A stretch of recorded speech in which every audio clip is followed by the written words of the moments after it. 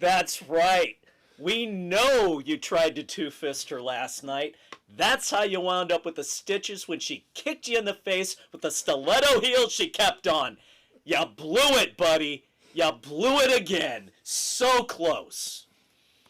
How about that? That's like a Martin Scorsese Friday night description of what you went through from the conquistador, Dave Height. That's the maestro, Kevin Crane. And you know what time it is? It is your Saturday morning hangover cure. Now, your Uncle Dave and I can drink. You need the water. You need the coffee, the eggs, the bacon, the sausage. Yep, Which get it you all didn't going give her here. last night. Nope. Your little brown and surf didn't quite cut it, buddy.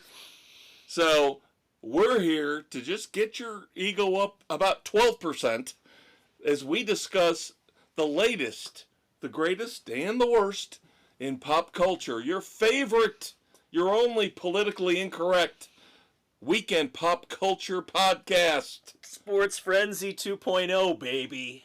You know it, you love it. And Dave, what do we always start off with on the weekend edition? Music, because it's all about the rock and roll. That is right. And by the way, kids, just to let you know, we have actually started compiling some concerts for 2025. Finally. So we've got a couple in the bucket here. Maybe another one or two coming. So don't worry.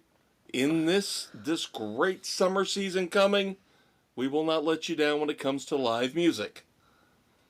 But for now, not a lot of new albums. Not yet. They're on the way later this year. But still a ton of cool, interesting songs. Your Uncle Dave will lead the way. All right. I am going to start with one and end with one. The two that I have lined up. Okay. Oh, that's right. Yeah, So your I've Uncle Dave has got a two couple. special that your Uncle Kev does not partake in listening to. Because I'm a music snob. My daughter says I'm a music snob. Your Uncle Dave says I'm a music snob. And We that's fine. have different tastes. You have your bands that you'll listen to that I won't, and I have my bands that I'll listen Dave to Matthews you Band. won't. Dave Matthews Band. Awful. No, Ghost has a new album coming out, and their latest single, Satanized, is hitting the airwaves. Not bad. Typical Ghost. It's got the music, the vocals, the lyrics that you would come to expect. Not the greatest, but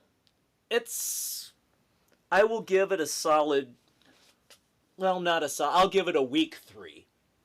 So, decent to listen to. If you like Ghost, you're going to enjoy this one. Now, did I read that the lead singer changes his name, his personality?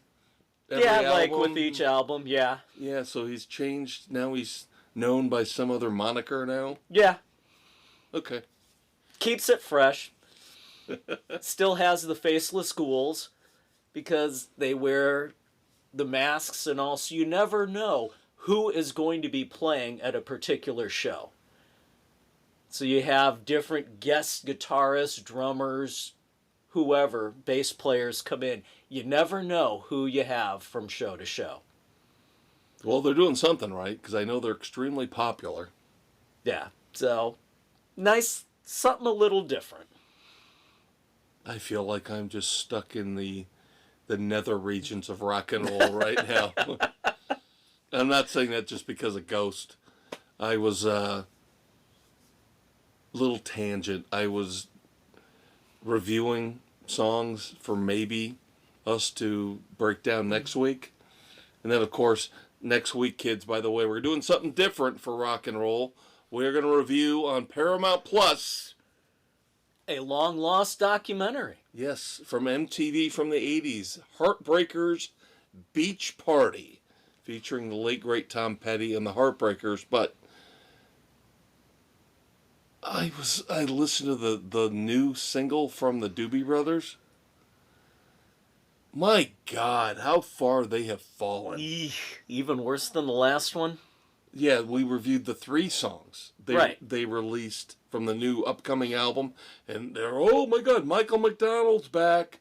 Oh, This is not no. late 70s, early 80s Doobie Brothers. And this new song they're touting about, oh, this is Michael McDonald on lead vocals for the first time.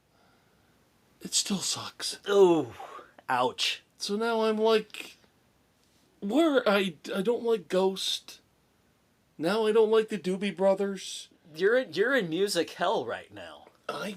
I'm telling you, I'm having an identity crisis when it comes to music. I really am. Who am I? What am I? Ask your daughter. Maybe I should start listening to Fish. Yeah, no.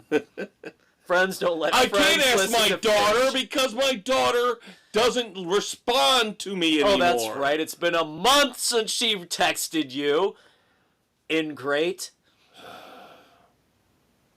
So so you got Ghost. Yep. So now we're going to dive into the 4 that we had scheduled. Yep, we will go in order that I wrote them down last week, that There we you go. gave them to me. So we will start with Rock and Roll Heaven, the latest from the Spin Doctors. I like the Spin Doctors. I'm tired of acting like I don't like the Spin Doctors I like because the Spin people think Doctors. they're not cool. Stop it. Stop Spin it. Stop it. Doctors Stop are it. fine. This one felt like they, as Nick would say, feels like a little like discount Roger Klein. Musically and vocally. Not bad. Not bad. It is in that vein that this one comes through. Not bad. Not a bad assessment at all.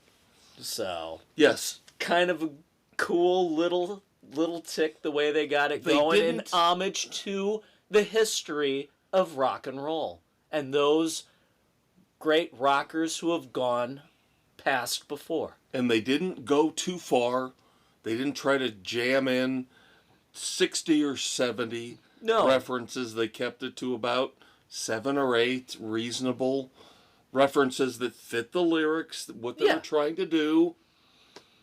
And of Yeah. course they pull The in the early little age of rock. Yep, they pull in the little Spinal Tap reference with Take it to 11. yep, You got your American Pie. You got My Ding-a-Ling. Summertime Blues, Yes.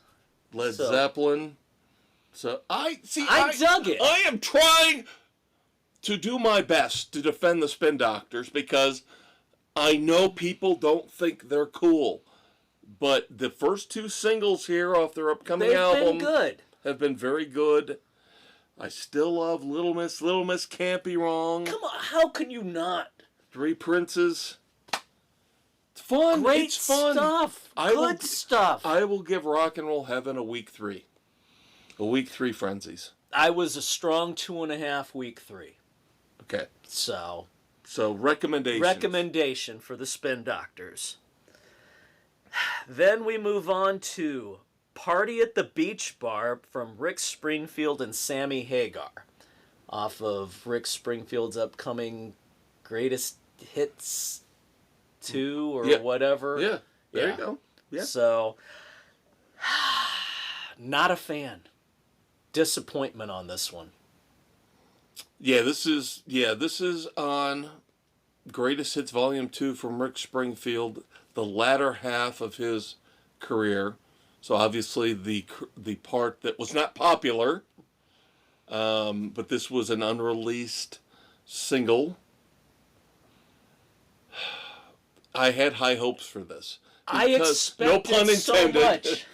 Of course, high hopes. Hopes from Sammy. Yes, and of course, because these two, early on, Rick Springfield's second big hit was I've Done Everything for You. Written by Sammy. Right. So they've been friends for a long time. Yeah, I know. I did have high expectations for this one. I like the energy, but it does feel like a throwaway track. Yeah, it falls flat. It feels like they just got together, let's screw around in the studio and see what we come up with. And leave it at that, not try and make it a great song.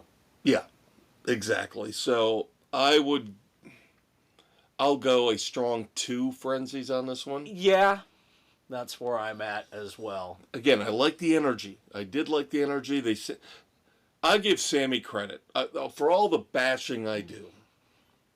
For all the bashing he deserves at times. Yes, well, outside of the studio, outside of the music world,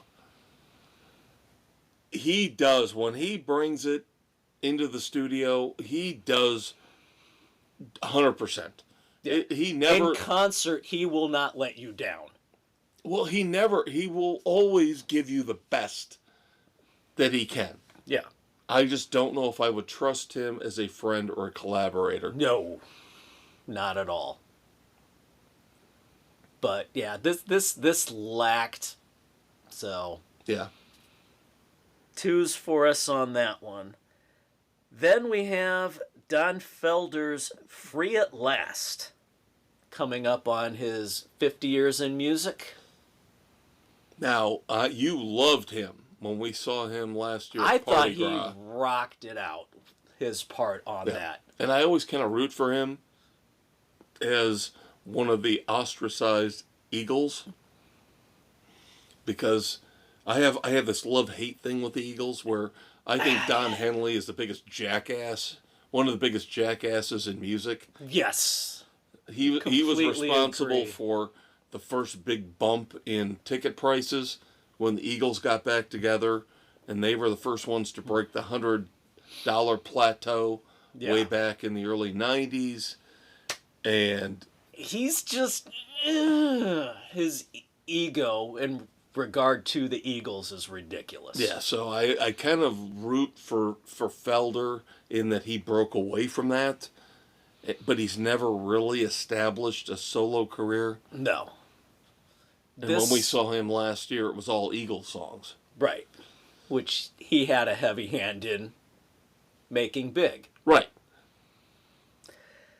This one, I like the guitar work in it that he's got going, but otherwise it's long, and it's just meh lyrically and musically outside of his guitar work. Yeah, I think the album that's coming out is called The Vault, where he's doing this thing kind of like what Van Halen did on their last album, A Different Kind of Truth, Yeah. where he's digging back into old song ideas, fleshing them out. Then he's got some new songs. And then he's doing another version of heavy metal, which I don't know about that. But the bird effects at the beginning were kind of odd with the guitar, where I was thinking, are you saying It's like, what are we doing? are you referencing the Eagles? You know? I agree with you, it's too long. It does sound like this would have been a better song with the Eagles.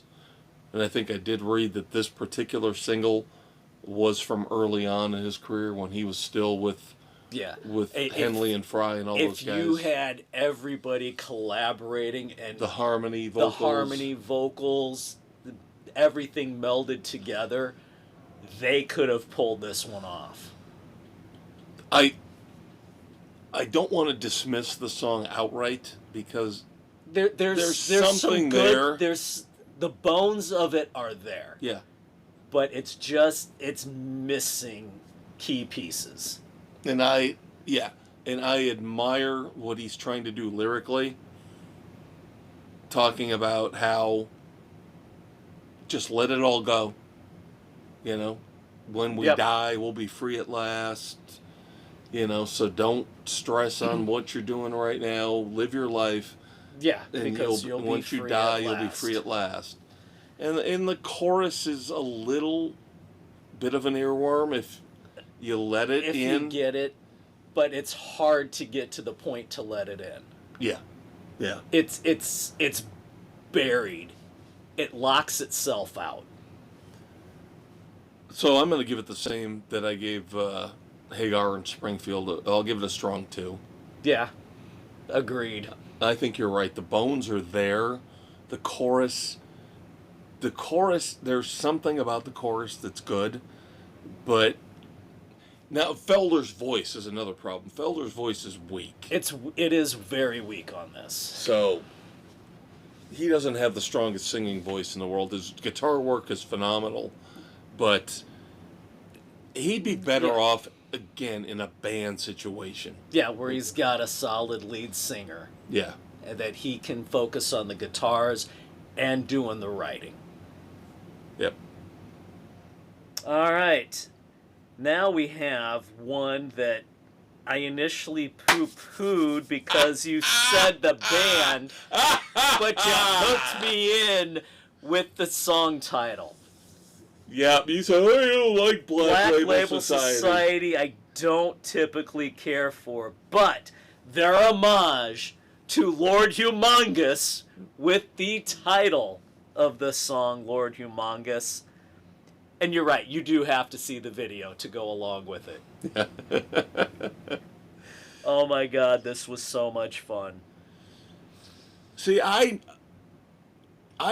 with you to a point with Black Label Society where I've never been a huge fan where I've dived into their albums, but every once in a while I hear a song from them. Song that, oh, this is really good. And you can hear Zakk Wylde has taken a lot from being in Ozzy Osbourne's band. Oh, yeah. Even his vocals can kind of morph at times into sounding almost like a darker, younger Ozzy. Yeah. And that's what I got out of this. I loved Lord Humongous. And even though if you want to stretch and try to find a connection between the Mad Max movies and this song, good luck. Good luck, because it's not there. But I loved this. I just needed this. I needed some hard rock, some good hard rock with a straightforward message of you gotta live before we die. Just some head-banging stuff. I liked it. I will give it a solid 3 frenzies. Solid 3 for Lord Humongous. Yep. Absolutely. Give him an extra half frenzy for the title. And the outfits in the video. Again, even though it has one of the coolest titles ever, really no connection. No connection to Mad Max Road Warrior at all. All right, now my other two bookend the night. Volbeat has a new album coming out in June. Their first single, By a Monster's Hand.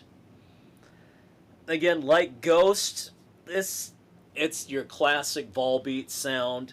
This has got some wicked guitar work going on. Really good solo stuff in here. A solid entry. I'm anxious to see what this new album will be, so I will give this one a solid 3. So, worthwhile if you are a Volbeat fan. So this one better than Ghost? I like this one a little bit better. Okay. Not by much, but there we go. All right, so to recap, Spin Doctors, I liked. Black Label Society, I really liked. The rest of it, for me, And then and I like Ghost, Volbeat, Spin Doctors, Black Label, Springfield with Sammy, and then Don Felder, nah. Okay. And then next week again, documentary review. Yes, we're going to do something different.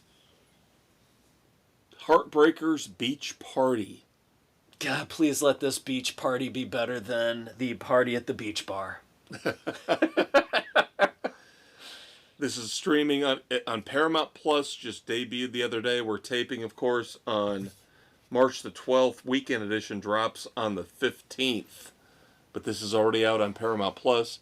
This is a lost documentary that aired once late at night, in the middle of the night on MTV back in the 80s. Cameron Crowe's first movie venture ever. So, little historic nostalgia there. Doing for something ya. different here. We're gonna stray away again. A lot of new albums out there. So This popped up, and we didn't want to rush another cassette classic at you so soon. So, Heartbreakers Beach Party will be our music review next week. gives you a chance to watch it so you can make your own opinions about it and see how it lines up with what we feel about it. The late, great Tom Petty. Don't say it. I know you're going to say it. Don't say it. I was going to say God rest his soul. Yeah. Yeah. Great show. Yeah, there it is. There it is. There it is. I will never get to see Tom Petty live in concert. Thanks, Bill. Yeah, I was going to say, that's on Bill. We need to have seats. If we don't have seats, we can't go. And you wait so long to tell us that we got screwed out of being able to get in. Anyway, let us move on to TV and streaming. And of course, our shows that we are watching right now. Rachel! I need to get over that. I really, really... You really do. I do. And again, I know they're going to hook up, and she's going to be getting the big wood from Jack, and... Rachel! Oh, reach it deeper! yes. Anyway. So we're 5 episodes in now on season 3 of Reacher, which, of course, as I say every week, is based on the book Persuader. Still speculation out there about what season 4 is going to be. But for now, we deal with season 3. And I'm enjoying it. It's good. Yeah, it's solid. It's comfort viewing. We're waiting for the big showdown.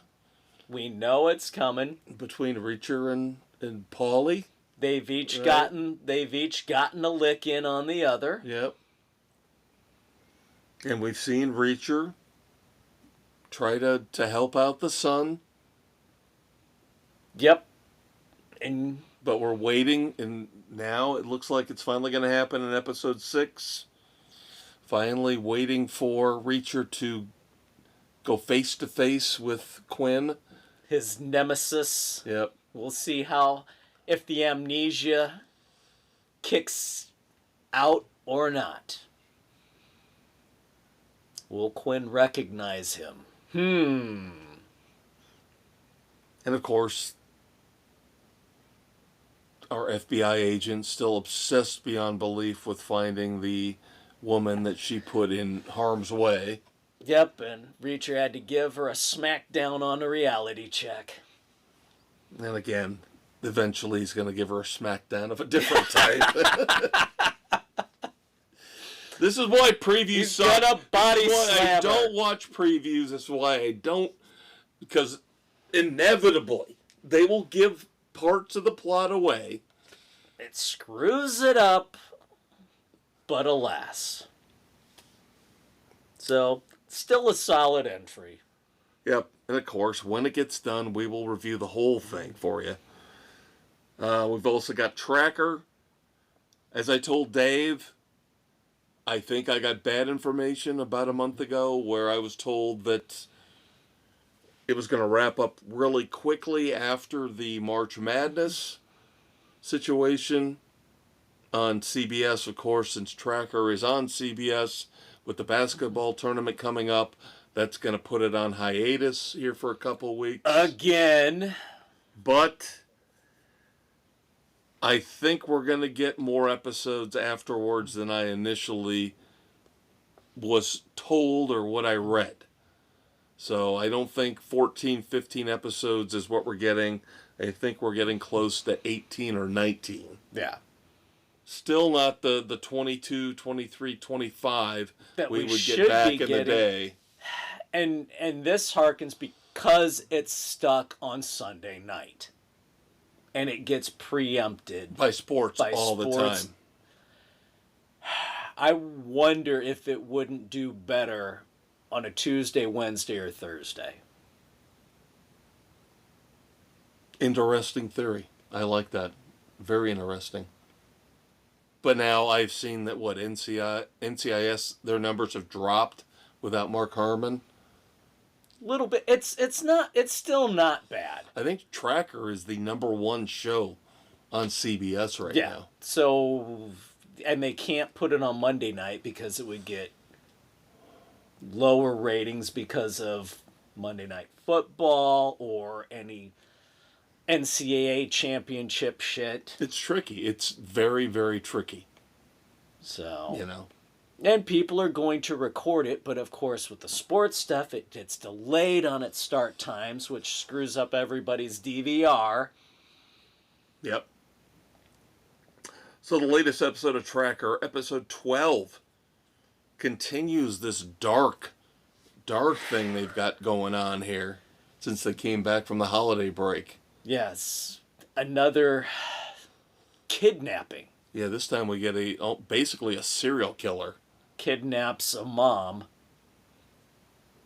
And, of course, Colton is hired by the grandmother to find her daughter for her grandson.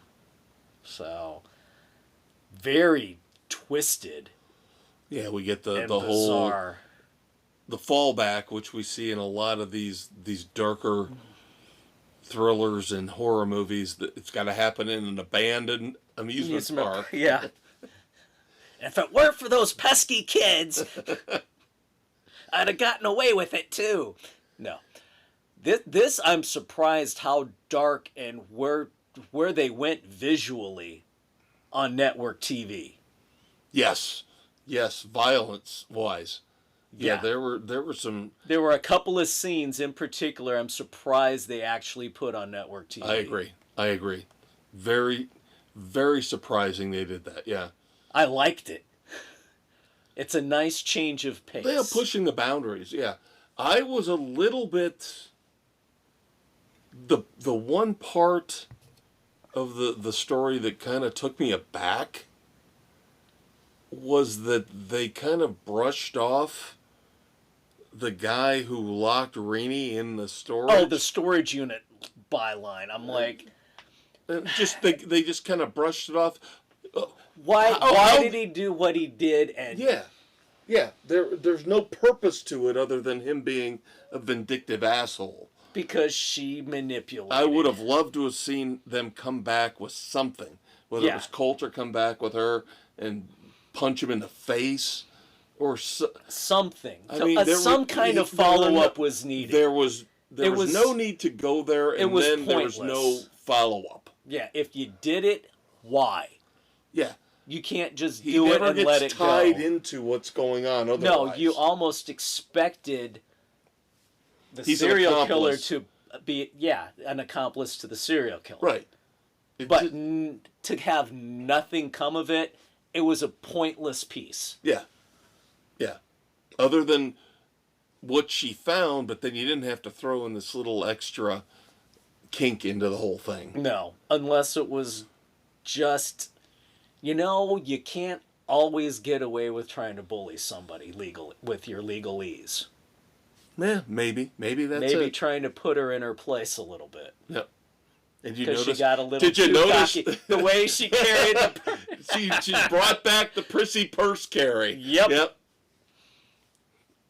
Maybe that's why he did it. There you go. He said, I don't like the way you carry that damn purse. And you need to watch The Lincoln Lawyer, damn it. I'll get to it eventually. I will. Because like I said, I would get to Dark Winds eventually, and we're there. Hey, we watched 2 more episodes of Landman. By the way, here is extra added incentive for you. Landman has now officially been renewed. For season 2? Yes. Nice. So, there is more coming. Yep. Yeah, Ali Larter's very pokey. So you got to that point? Yes. Tequila makes her clothes fall off, as the old... Can I ask you something? Because, again, we talked... By the way, I have started watching True Detective Season 1. I'm watching it from the beginning. You didn't jump ahead? No, I did not. I'm watching it from the beginning. God, I love it. Unbelievable. So good. Unbelievable. Matthew McConaughey. Playing the quirky... May be one of the greatest acting performances ever. It's Rusty. Yeah. Unbelievable. But how do you, that scene coming up in that with Alexandra Daddario, and then you've got Ellie Larder, and how do you watch that with your wife? You just do. One of those things. See, I never could do that. Never could. That was just like... Yeah, we've watched some bizarre, strange things. Okay. All right. Sorry, not trying to delve too far into... No, we're comfortable around each other to be able to watch stuff like that. Yeah. And you should be. Which, again, explains why I am alone and miserable. Waiting for Haley Deegan to be my next future ex, Mrs. Crane. For more on that reference, see this past week's sports edition from Thursday. Yes. No, I could have transposed and said Alexandra Daddario. You could. I could have. But yeah, Dark Winds is now our next project. Dave has wrapped up season 1, so next week here on the weekend edition, we will review a couple years back. We're catching up. Yep, season 3 This is is our just project. started. Yep, we're going to catch up, and we will get season 3 reviewed for you on time. By the time it ends, we will have a review for you. We hope to have it all snugged up. Dave's into season 2. I'm going to wrap up season 1, get into season 2 by this weekend. So next week, we will review season 1 of Dark Winds on AMC and now on Netflix as well. Yep, great cast. Yes, and this is one of those shows that ties into our love of books, where this, is, of course, is based on Tony Hillerman's classic run of novels with Leaphorn and Chi and Manuelita. So, definitely right in our wheelhouse for this stuff. This is the type of thing we love. And I actually want to go back. I don't know if it's available, and I've talked about this. Watch the old PBS. Had a series about this. Yeah. For some reason, it just sticks in my head. I remember Adam Beach played Chi. And I just want to go back and watch these. I think Wes Studi played Leaphorn. If my aging, addled brain is not betraying me completely. But one of those shows that you can't find anymore. Yeah, it's unfortunate. But yeah, great. I do have issues. There are a few things here and there. And I will piss people off next week when we review the first season. I'm sure I will. I do this. I walk down the street. I piss people off. I get it. Some things you just have to accept what it is. So we'll do our review next week of Dark Winds season 1. A couple weeks after that, we'll catch up on season 2, and then a couple months from now, we will have season 3 for you. And of course, season 4 coming. They're already casting it. So next week I'll find out if I start having to call you High Pockets. Are you gonna watch Landman? Getting there. Yeah. Don't criticize me on Dark Winds until you finish Landman. No. I know. I actually like him. He's one of my favorite actors. He's just pigeonholed into playing an FBI guy. Yeah. No, I do. What Noah is it? Noah Emmerich, I think his name is. I think it is. Yeah, he is solid. Yeah. Great line in episode 3, where Leaphorn comes in to talk to him, and he says, "You're late. I've got a tea time." He says, "Oh, I should have brought you some crumpets." And then he comes back and goes, "No golf." And he goes, "That's a big waste of land." Good rapport, good dialogue. Good banter back Very and good forth. dialogue. Yep. Yes. Very well written. And then, of course, you said eventually, of course, unfortunately, your wife is undergoing back surgery, so you're going to have a lot of downtime coming up. Yep, we're culling through lists to see what we are going to be binging for And 2 or 3 You weeks. told me you are considering the White Lotus. Considering White Lotus. So I am caught up on that through 4 episodes, season 3. And now, officially, the dark shit's coming. Because episode 4 The sets setups are all done. the different groups of people, whether together or apart, are all setting themselves up for the inevitable nasty shit. But again, the thing about the White Lotus is these people are not likable people. There are very, very few people, if any, throughout any of the seasons you go, I really hope they come out of this okay. You're pretty much rooting against everybody, I take it. Well, To some extent. they're all narcissistic, rich assholes for the most part. Who Or the kids, the offspring of narcissistic, the rich entitled assholes. little bitches and bastards. Yeah. So again, very, very... In this particular season, right now, 4 episodes in, Buck Teeth is the only one I'm really rooting for. She has not done anything to anybody to warrant anything bad happening to her. She has tried her best to be a good companion to Walton Goggins. He's got his own shit going on. He finally explains it to her in episode 4. It makes sense. You don't necessarily begrudge him for it, but at the same time, he should treat her better. Yeah. All right. But everybody else, Scum. burn in hell.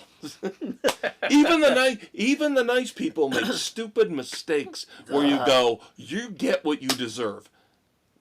Really? You know, you're nice, but you're stupid. Really? Yeah. So it's a very sneaky show. It creeps up on you. It gets you when you least expect it. And just pulls you and sucks you in.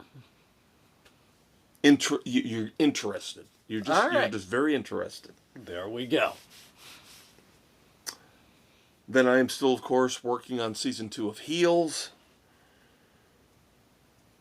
So we will see how all this works out. Again, next week, Dark Winds season 1 will be our featured review. We've already talked about Landman getting renewed. Netflix. Here we go again with the lack of new ideas. News broke within the last couple days. You know, I like Stephen King as a writer, not as a human being. I think he's a pathetic piece of shit human being. He's also he can be an overrated hack as a writer. At times as well. What have I complained about over the years since we've been doing this?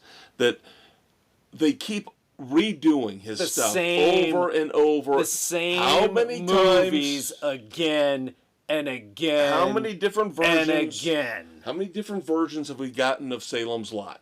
How many different versions of Carrie? How many different versions of The Stand? And now we're getting a new, Netflix is green-lighted, a new Cujo.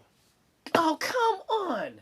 Why do we have to have 2 of everything from him? Or more. 2 or more. 2 or more.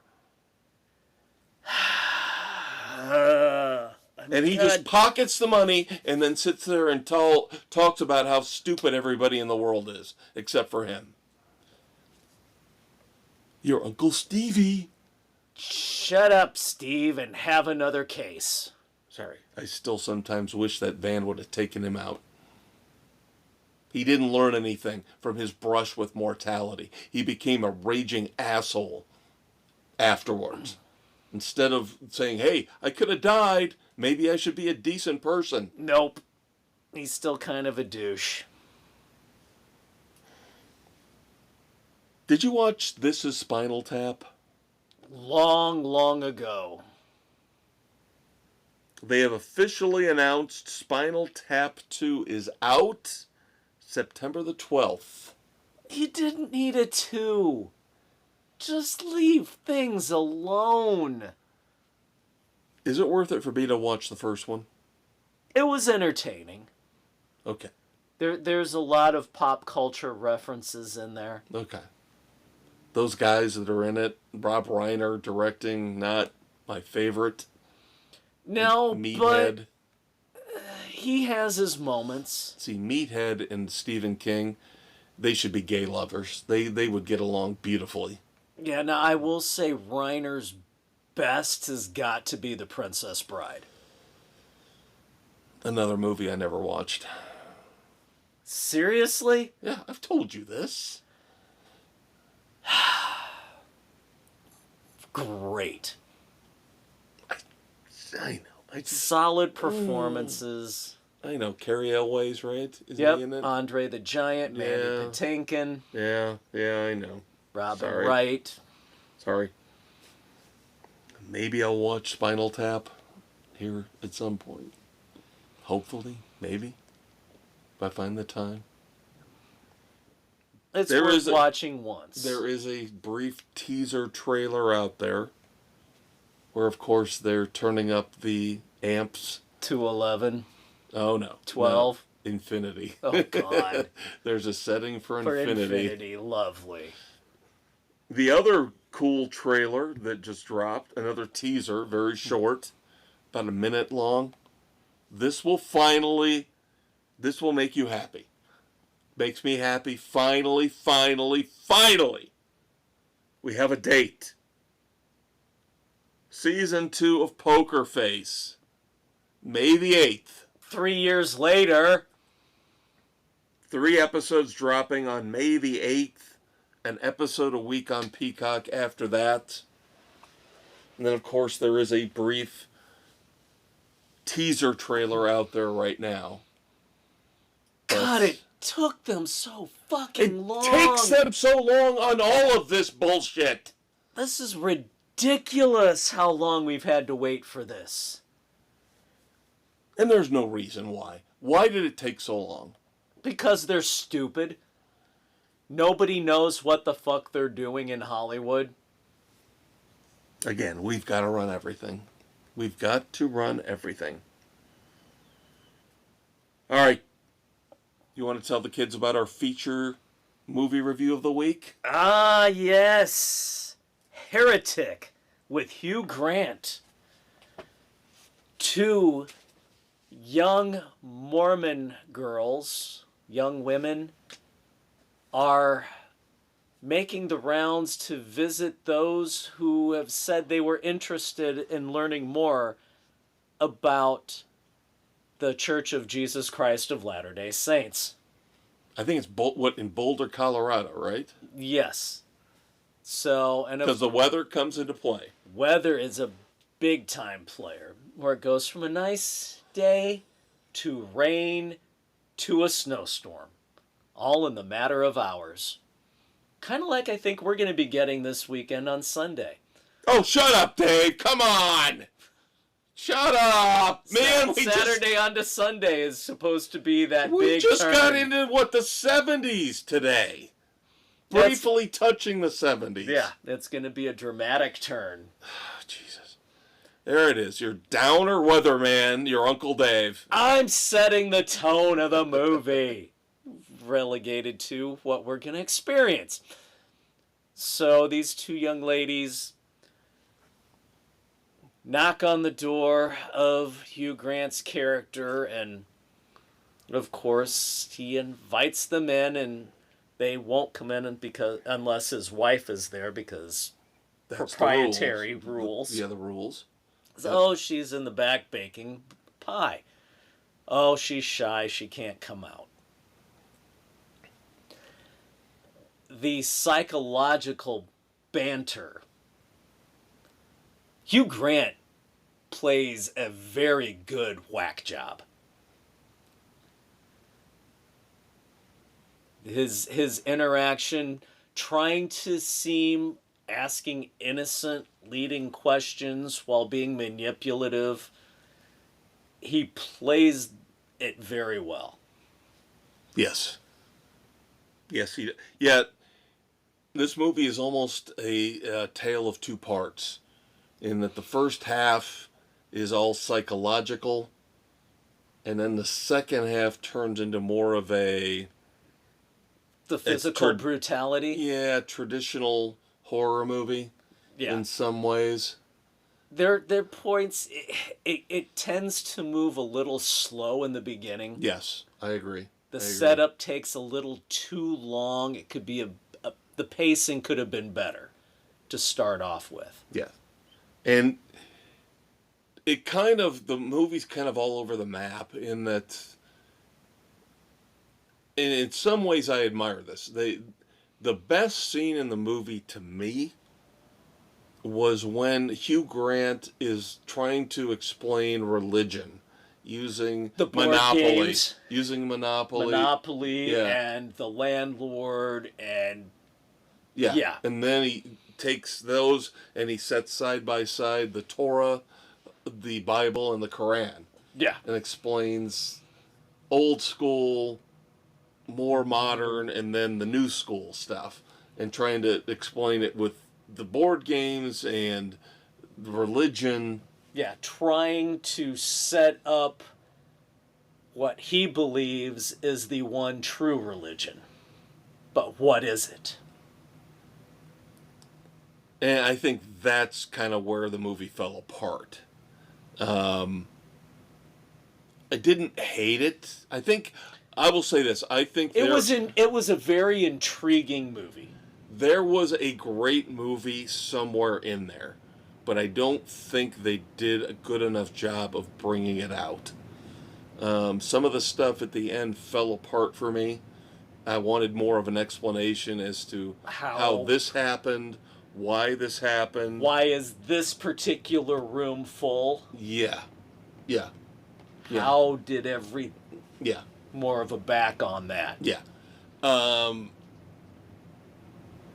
I don't know if this is a spoiler, but I would say that for all of the intellectual banter early on, he just turns out to be a typical nut job serial killer. He's just got his own motivations. Well, he's not even a serial killer.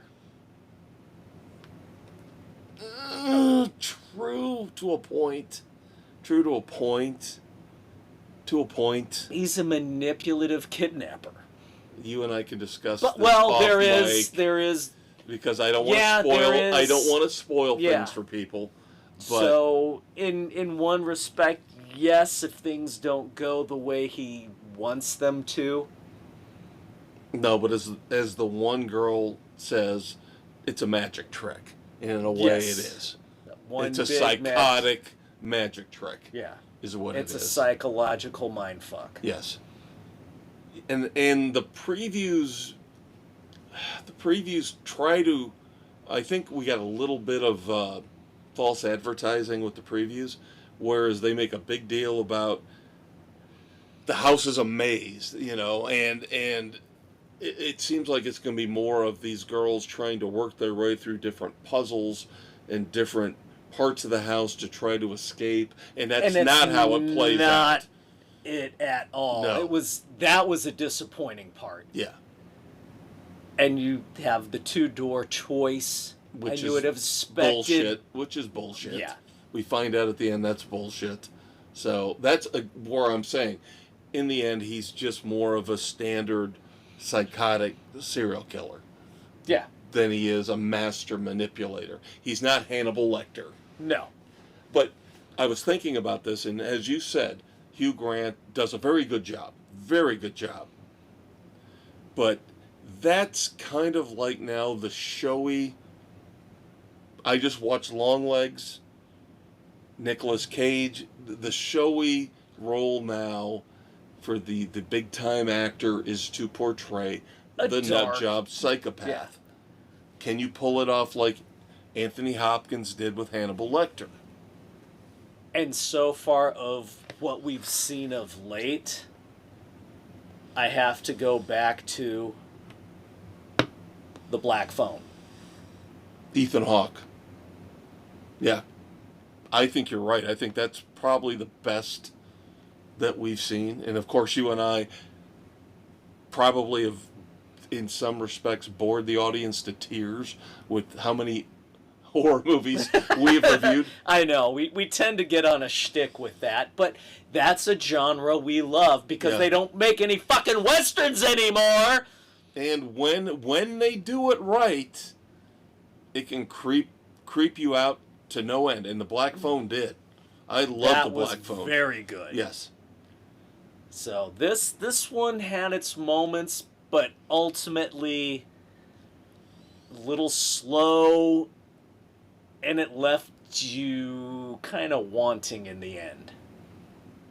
Yeah, it's kind of a vague ending. I mean, I kind of understand what happened at the end, but not necessarily a normal conclusion. Yeah. I would give it, because again, I think there is a good movie in there somewhere that just never coalesced. I'll give it a strong 2. Strong 2 Frenzies. Strong 2. I was going to go weak 2.5. I still can't recommend it. I still think there's something missing in this movie where I can't recommend it. Yeah. Yeah, it's I agree. I think it was a missed opportunity. Yeah, you the second half is kind of where the second half is where it fell apart.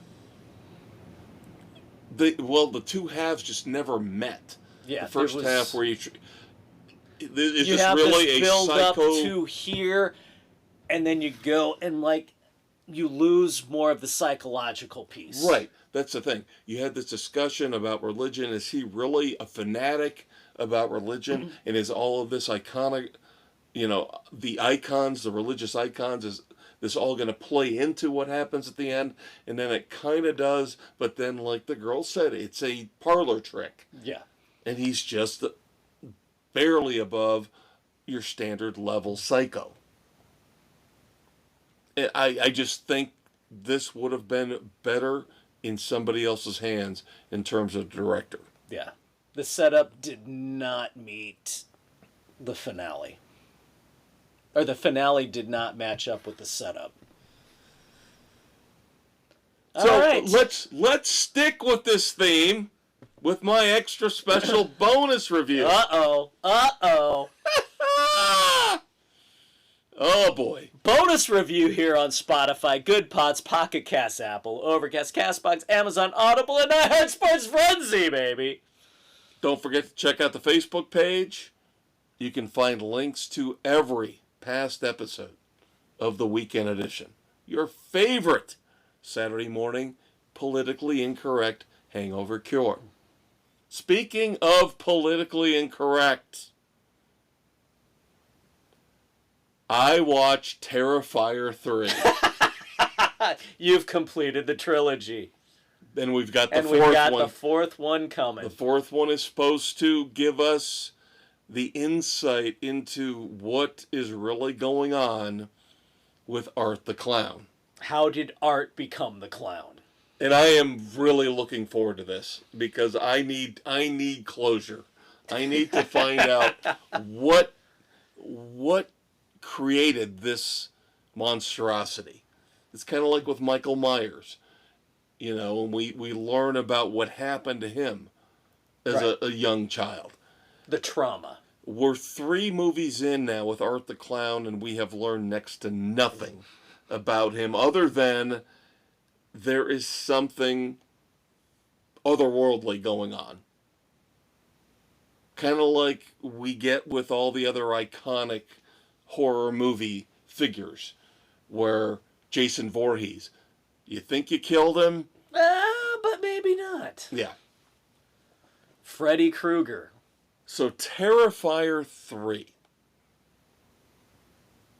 A lot to discuss here. A lot to discuss. This is going to be a very difficult review for me because this is by far the goriest, most disgusting horror movie I've ever seen. Wow. That's saying something. There is some stuff in here. Now, again, it's we know it's all makeup. It's all fake. Right. But still. But the minds behind this to come up with some of this stuff, wow. These people need to be committed. Yeah. So you've got two levels here. You've got, on one level, it's probably, in terms of a narrative, the best of the three, where you actually have a story building on what happened in Terrifier 2. Dare I say there's a little bit of an Evil Dead feel to 3? Ooh, really? Yes. Yes, there's definitely we're getting into Evil Dead territory, where we now have Sienna Shaw, the heroine from 2, brought back in with her brother into 3. 5 years after the events of Terrifier 2. Does she have a boomstick? She doesn't have a boomstick, but the reason why the movies are called Terrifier is because of her sword. She has the Terrifier sword. Ah. Which she was given in a way by her father. I will not tell you who plays her father, but I will say that the Terrifier movies are obviously gaining a lot of cachet in Hollywood because you got a lot of significant B-level actors showing up in this movie, at least 4 or 5. Very cool. So you will recognize a lot of people in Terrifier 3. Now, 1 kind of is just there. Terrifier 1 is just, here's Art the Clown. He kills people in very gross fashion. 2 is where you start to build the story.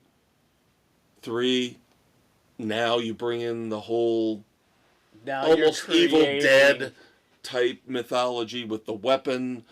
With 1 sets the tone for the killer. 2 sets the tone for the heroine. 3 sets the tone for the overarching story. Good way to put it. Very good way to put it. But as I said, this one has a lot of gross stuff in it. I mean a lot of gross stuff in it. So you have to decide who are you as a human being? Are you willing to watch this and take it for what it is, understanding that it's fake? In some ways, it's kind of a fantasy. I don't know what better way to put it. In that... Or are you going to use it as a blueprint for mass chaos? Well, we don't want that. But can you look at it? See, all I could think of watching it was when I was a kid. And I would go to the grocery store with my mom. And, she would go down the aisles with the cart, and I was like, I don't want to do this. I don't care what type of butter you're getting. So I would gravitate to the magazine rack. Yeah. And I'll tell you what.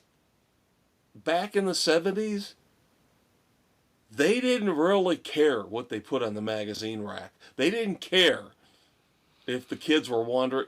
They had the true crime magazines with women tied up with their boobs hanging out, men about ready to violate them on the cover. And then they had the gross out horror magazines. Yes. And that's what I was thinking of. Of course, I wasn't tall enough to reach the Playboys. Well, there you go. But they had the gross out horror magazines. And that's what this makes me think of. Is those magazines from the 70s that went so far over the top with the severed heads and the limbs chopped off. Was it Fangoria? No, Fangoria was about the movies. Fangoria was more about the movies. There were other magazines that were like comic books, but they were full-size magazines. I know Yeah. the genre. But I hadn't thought about that in a long time, and that's what Terrifier 3 made me think of, was those old school 70s gross out horror magazines where they were just trying to shock you beyond all belief. Yeah. So all these different emotions, I'm mixed up with all the, I'm repulsed by my, Shades of Faces of Death. I'm repulsed by my attraction to seeing this stuff. At the same time, I admire the old school artistry of it in terms of the old school. There's no CGI here. Just this is all the old school special effects. The old school special effects, the grainy film texture. They definitely use the 70s style film stock. The grindhouse type. Yeah. So how do I judge this? I will give it a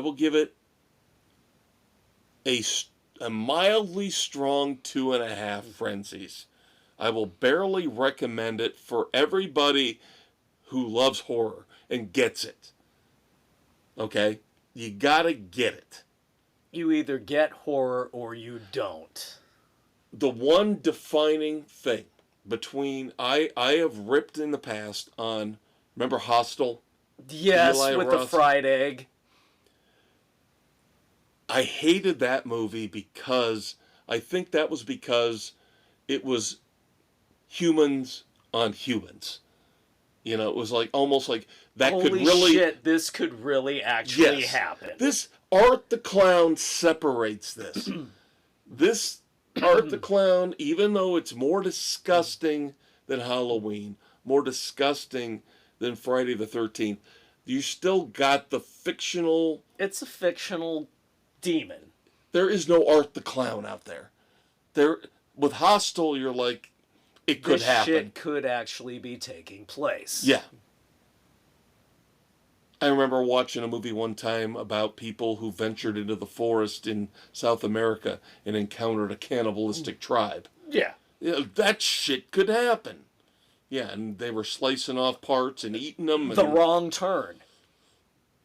Which is a movie you've told me about and I've never watched it. The Hills Have Eyes. Now, I've seen that. Yeah.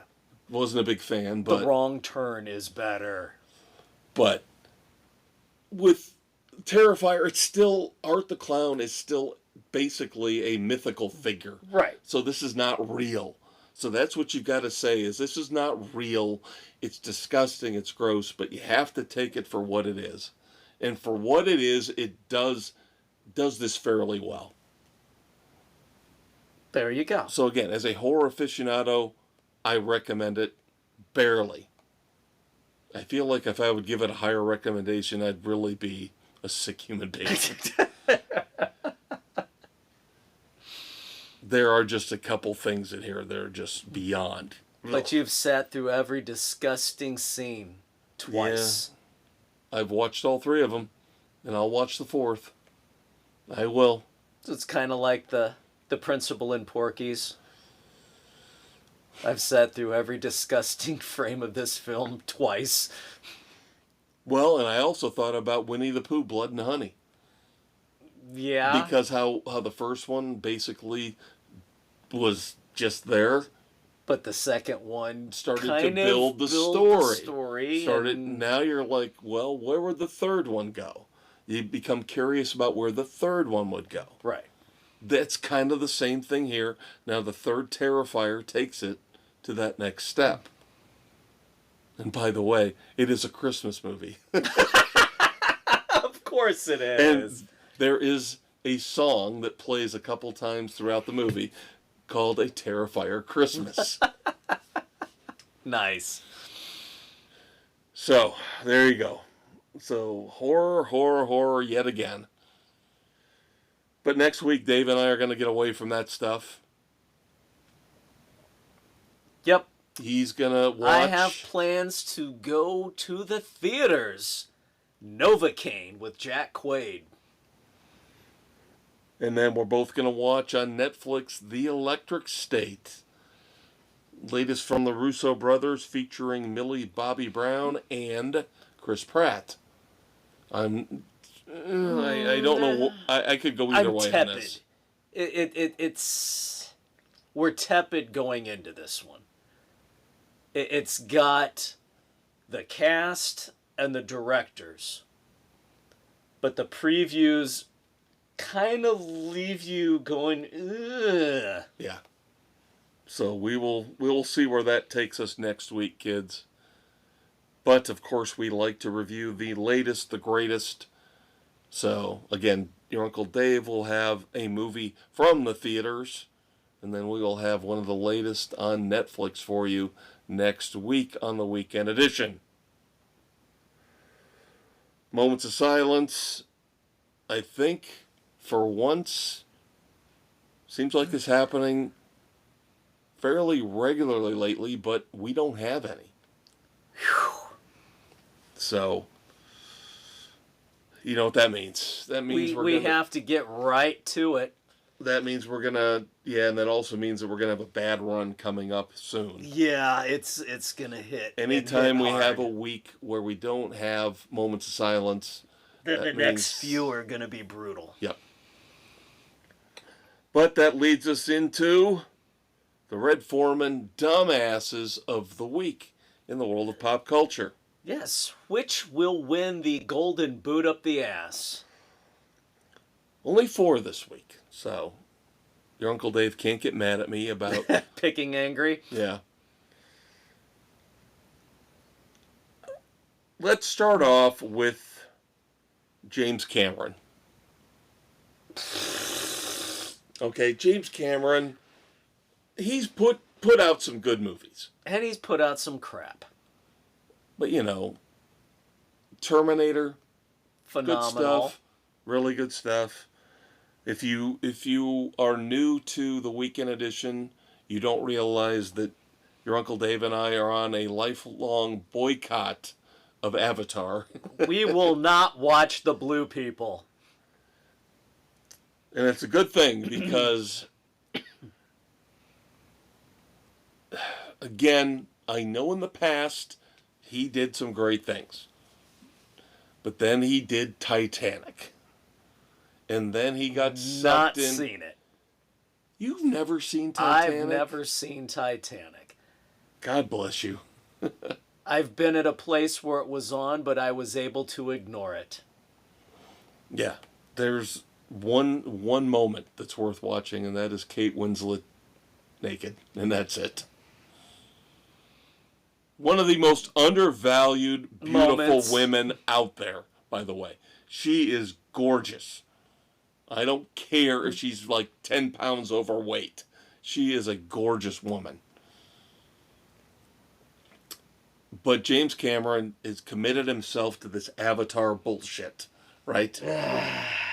And now we've got the 3rd Avatar movie coming at the end of 2025. Okay? Here's the problem. He has just come out, James Cameron has just come out and said, and I'm paraphrasing the first part, he's come out and said, we skimped in part 2 on the character development and the storytelling. Isn't part 2 where it's supposed to be stronger? Well, part 3 is called Avatar, Fire and Ash. And because he feels like he needs to expand on the story even more, 3 movies in.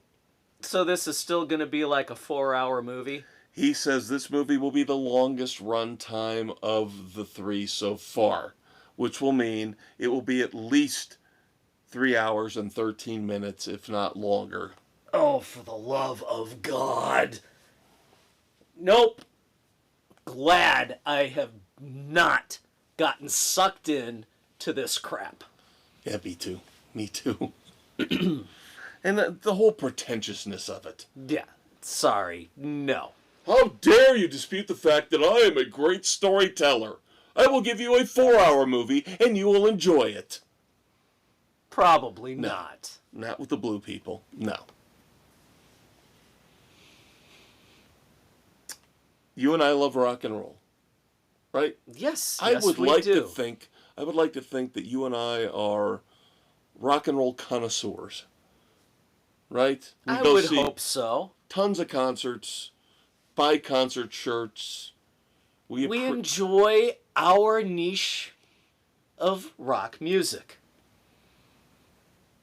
Well, I guess, we've been complaining a little bit about the cost of concert tickets. And the exorbitant fees that were being charged by the bastards that provide tickets. I don't think the bands like us, though.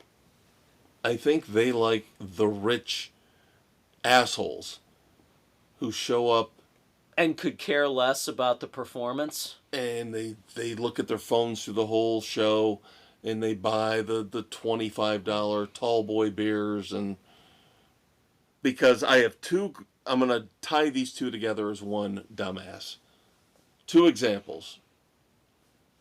Now, one, of course, you will scoff and you will mock and you go, ha ha. And the other one you might be a little taken aback by. The Grateful Dead. How are they still around? Well, of course, Jerry Garcia is not still around. But, the surviving members are putting out. Let me get the exact date here for you. May the 30th. The Grateful Dead are putting out in a limited edition of 6,000 copies. 6,000's a lot. Okay? That's limited, but still a lot. Decent number. A 60 CD box set Jesus God. of their past performances. It will run over 60 hours, 450 tracks. Pretty much the same things over and over and over from different venues. And it will only cost you $600. Yeah, I'm good. Bye-bye. Next. Pompous, arrogant. Even if Van Halen did that, I would be like, you're out of your fucking mind. I am not shelling out $600. There's no way. No, sorry. I don't care how much I love the band. That is saying all we want is your money. Yeah, this is a pure money grab. Well, I hate to say it, but Metallica is not any better. I'm not surprised at this point. They have become what they fought against. I agree completely. And not just because of this. I have not been a fan of Metallica in terms of the way they run their music business in a long time. They sit there and they talk about how, give to our charity. And, they push the charity on you all the time. But meanwhile, everything else they do with the music is like, give us more money, give us more money. Well, here's the latest from Metallica. Coming out, it's out now. It came out this past Friday, March the 14th. A free concert experience. However, it's not free. It's not free. It's free if you own the Apple Vision Pro headset. So if you have that, it's free. Here's the catch. The Apple Vision Pro headset only costs $3,500. Let me explain something to you, for comparison's sake. You know what $3,500 could have gotten you? You could have got a 2-year general admission pass to any and all shows on the M72 tour. You could have gone to any show whenever you wanted, here or overseas, for 2 years for the same amount of money. But of course, you should go out and buy a stupid-ass virtual reality headset for $3,500. No. They have become the system. All right, we hate cable TV, right? We all hate cable TV. We hate cable TV, we hate streaming, we hate the entire bullshit systems that have been put into place. So for once, I'm going to side with, believe it or not, a reality TV star. Are you feeling all right? Remember The Hills? The show The Hills? Vaguely. That's about what I would say, yeah. Heidi Montag. Okay, I know the name. And then she married a guy on the show called Spencer Pratt. Okay. So they lost their house in the wildfires in LA. Okay? Don't cry for me, Argentina. I'm sure they'll be okay. But it is funny that Spencer Pratt, which is something I guess eventually we'd all get around to if we were stuck in this terrible situation. You have to start shutting down utilities and accounts and things. Yeah. So he called up his cable company, Spectrum, and said, well, I need to stop my account. Why? Because I don't have a house. Because my house burned down. Well, do you still have your cable box? So Spencer What do you Pratt, think, dumbass? Spencer Pratt had to go back to the charred remnants of his house and get the melted remains of the cable box. And had to post a video showing Spectrum that here's the cable box you want so badly. Dumbass. Then Spectrum Cable had to come out and say, put out a statement, we don't mean for you to go back and dig through the ashes. We were sorry. This is not what our cable customer This is what your service dumbass customer service rep asked for. Yeah. Idiots. Where is common sense in this day and age? Gone. I think this whole segment is proving that there is none. Week after week. Month after month, year after year. Finally. Last one. Finally. We've talked in the past, whether it's on the sports show, dropping every Thursday morning, by the way, or on the weekend edition, about if you have a problem and no one else can solve it, if you can find them, maybe you can hire the A-team. I love that, by the way. I love that. I love that. But don't wait 30 years to bitch and piss and moan about it. There's a statute of limitations, people. Asian American actor Steve Park here recently decided to recount his time. I guess he was on a couple episodes in the mid-90s of Friends. And he decided to say, I just want to point out to you people that I had a really, really painful experience, a disturbing experience on Friends, a toxic environment. There was racism going on all the time back in 1997. Why do you have to bring this up now? This is typical of Snowflake Nation that we live in right now. Somebody did me wrong back 30 years ago, so I'm going to make a big deal about it now. Because my therapist told me I needed to. It was a repressed memory that may or may not have actually happened. I am so tired of this bullshit. If there was a problem, You get in the face of the people at the The time, time. and you say, do not say that to me. Do not say that to this person. Do not address them that way. Show them some respect. Show me some respect. We have examples all over of people dealing with things in the moment. So I don't know. I'm just tired of it. I'm tired of the bitching, the pissing, the moaning, the whining from Snowflake Nation. I'm just tired of it. Get over it. Shut your yap. Move on. Live your life. Guess what, people? Everyone's been bullied.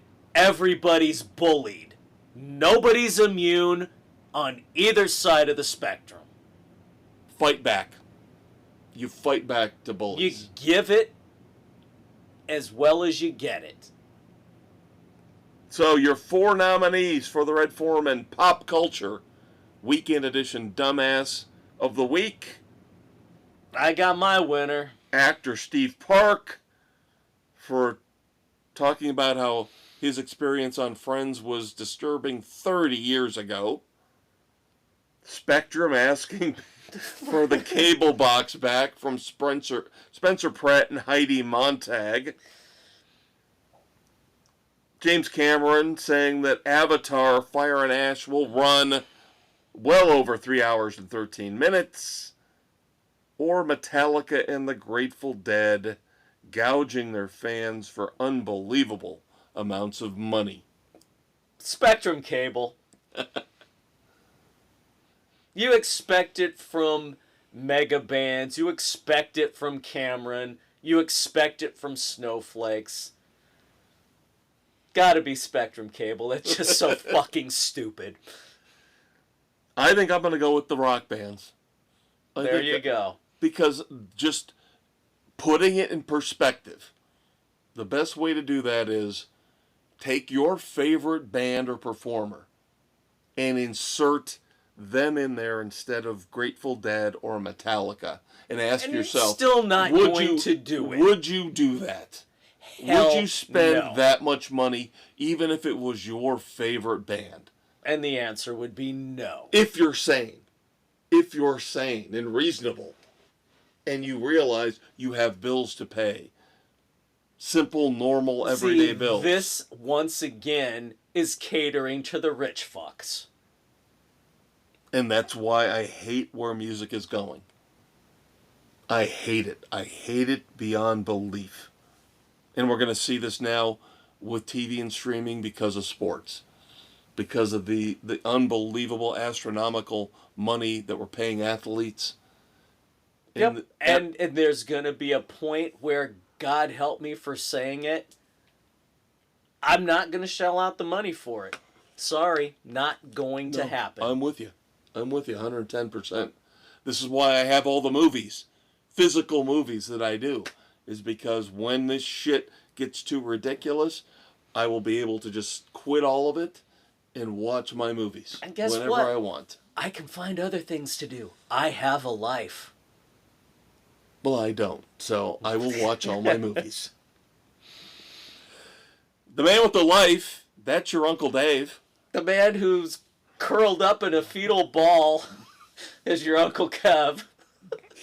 Waiting to watch episode 2, season 1 of True Detective, just to see the beautiful, gorgeous future ex Mrs. Crane, Number 4. Daddario. Oh my God, we love doing this, kids. We hope you enjoy listening to it. We'll do it again next week. Once again, that's your Uncle Dave. That's your Uncle Kev. Say goodnight to the kids, Dave. Good night to the kids, Dave.